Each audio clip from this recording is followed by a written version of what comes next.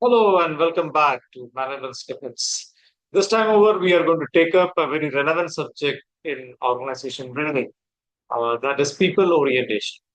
So this is a much talked about subject, but it is like nowadays all most of the companies talk about their carbon footprint, how they are trying to going green in their businesses, and this is all. And there is a term which has all come out called greenwashing. So this is most of them is an eyewash.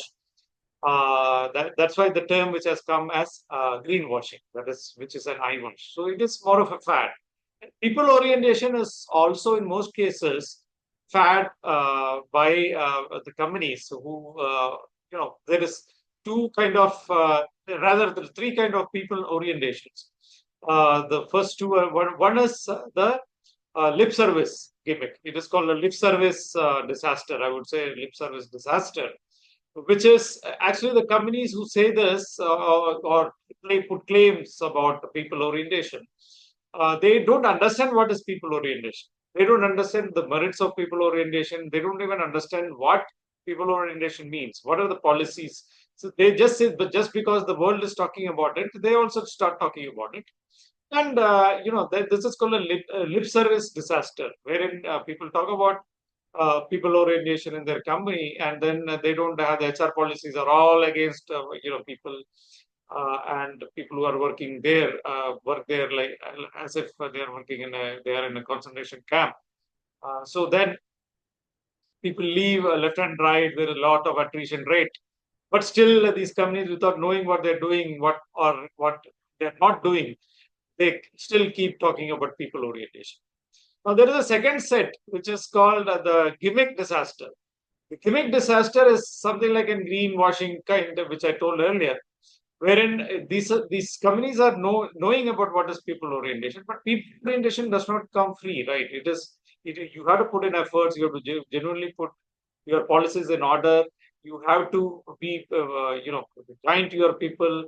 You have to look at their problems. You have to do research to find out what all are the problems faced by the people, trying to mitigate it, trying to bring in policies which preempts those difficulties with people. These are all time consuming. You have to put efforts, you have to put money, you have to invest your management time in all this. And these companies do not actually see much benefits in doing this, or rather, they don't want to invest in all this, and then they're not convinced about the benefits that these investments would reap them at some point of time.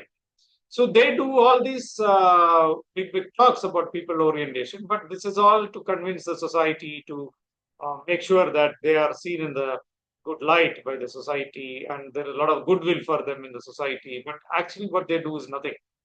So this is the second category, and third one is the genuine category, wherein people, it is called the genuine category, wherein people are really, the communities are really bothered about their people. They are people oriented.